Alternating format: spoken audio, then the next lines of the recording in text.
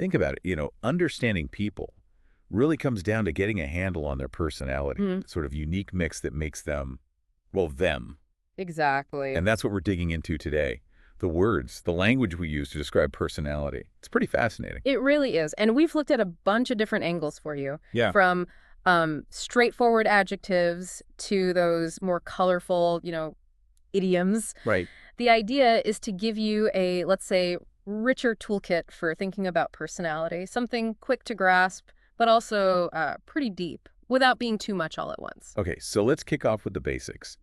Personality adjectives. Hmm. Now, one thing our sources pointed out is that it's actually quite hard work, isn't it? Uh-huh. To really pin down someone's character with just like a simple word or two. Yeah, it's like trying to describe I don't know, a complex meal with just one ingredient. It doesn't quite capture the whole picture. Hmm. And what's interesting, I think, is just how many positive adjectives we seem to have readily available. Like what? Well, words like affable, diplomatic, trustworthy, empathetic, sensible, supportive, things like that. One source really highlights how easily these positive terms spring to mind. That's true. It does make you wonder if we're sort of predisposed to look for the good stuff. Or want to, anyway. Maybe, but of course it's not all positive, right?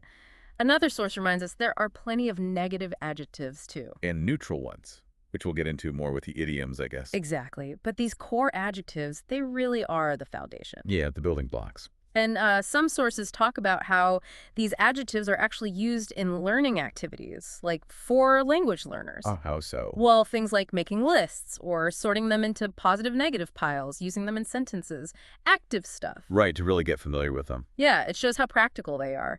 And one source specifically mentioned ESL lesson plans. Ah, okay. So it really underlines how vital these words are for just basic communication, understanding people. Definitely. Which kind of leads us to the next level, doesn't it? How do we get beyond single words to capture more nuance, more vividness? Right. And that's where idioms come in, yeah. That's the one. Idioms. Okay, now this is where it gets fun, I think.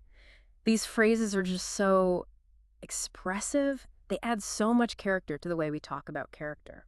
They really do. One source calls them a sort of shortcut, Yeah.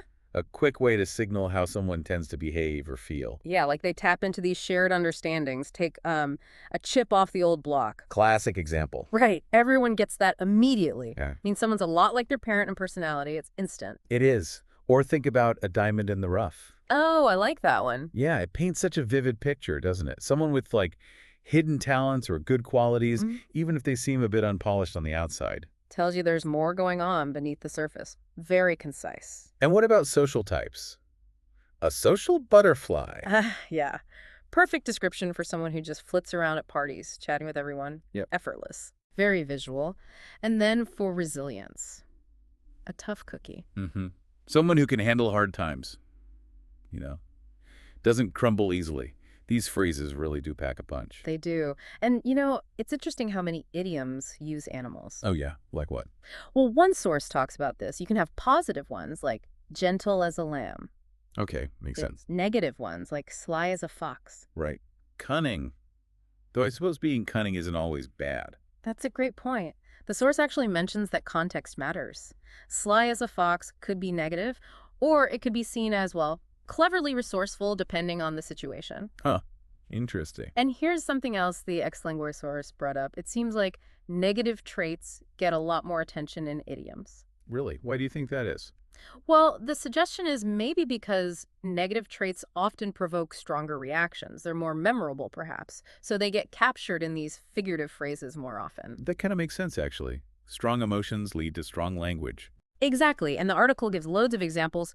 For haughtiness, you have big-headed, pretty straightforward. Yeah. For cruelty, drop millstones. That's quite a harsh image. Wow, yeah. Unfriendly, hard as a flint, cowardly, lily-livered. They use really strong imagery. Okay, give me more. This is fascinating. All right. Laziness, lazy dog, greed, an itching palm. Itching palm. Never heard that one. Yeah, like always wanting money, foolishness, as dumb as a rock, lacking character, nose of wax. Nose of wax. What does that even mean? Easily molded? Exactly. Easily influenced, no backbone.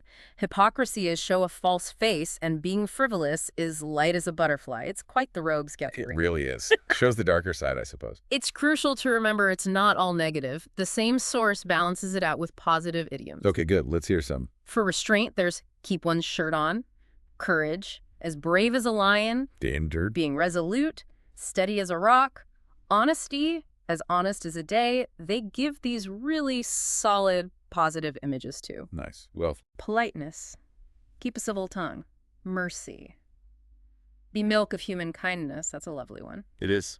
Prudence or good judgment, sober as a judge, loyalty, true as steel, and diligence, working hard. Be a devil to work. A devil to work. That sounds almost negative. I know, right? But it means someone worked incredibly hard with almost demonic energy. So positive in that context, it shows how language evolves. True. So we have positive, negative. Any others? Yeah, the source also groups some as neutral. Their interpretation really depends on the situation. Like what? Obstinacy, like being stubborn, is keep a stiff upper lip. Cunning comes up again with sly as a fox. See context? Exactly. Vigor or energy, ants in one's pants, and composure. Cool as a cucumber. Are these good or bad? Depends. Right. Depends if you need someone calm or someone energetic, or if stubbornness is helpful or not. Precisely. And it gets even more complex because some idioms come from literature, like Knight of the Rueful Countenance. Dunk. Yep. Or the Bible, like the Prodigal Son. Understanding those often requires knowing the original story, and the connotations can be layered. Wow. Okay. So wrapping up idioms then. Hmm. They add a ton of color and depth compared to just plain adjectives. Absolutely. They offer these much more evocative, sometimes culturally loaded ways to talk about personality. Okay, so from broad adjectives and colorful idioms, let's shift gears slightly. Let's talk about subtlety. Nuance. Yeah, nuance. How words that seem really similar can actually mean slightly different things, especially when we're describing people or interactions. Yeah. We saw this in a really useful YouTube video. Right. It focused on commonly confused words and how picking the right word matters for clarity, especially with personality. The killer example they used was amiable versus amicable. Ah, yes, that's a great one. So amiable is for a person, right? Like he's an amiable guy, means he's friendly, pleasant. Correct. It describes a person's disposition. But amicable is for a situation.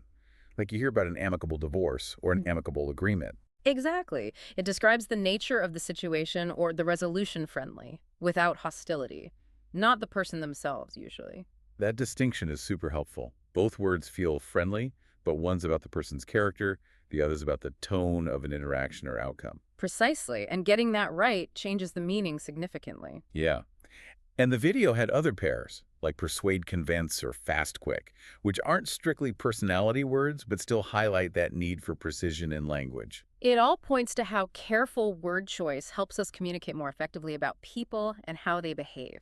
Okay, so we've covered quite a bit from basic adjectives to vivid idioms, and now these subtle distinctions. So what's the takeaway for you listening? Well, hopefully you've seen how having both direct words and these more figurative expressions gives you a much richer way to think about and describe personality's complexity. Definitely. And maybe start paying a bit more attention. Notice the specific words people use about others, about themselves. What kinds of idioms pop up? What subtle differences do you spot? Yeah, be a language detective a little bit. And here's something to chew on after we finish. How does the language we have actually shape how we see people, how we see ourselves? Oh, deep question. And maybe what new words or idioms might we need in the future? As society changes, as we understand ourselves differently, will our language for personality evolve too? Lots to think about there. Well, that's all the time we have for this particular deep dive. Thanks so much for joining us. Yeah, thanks for exploring the language of personality with us. See you next time.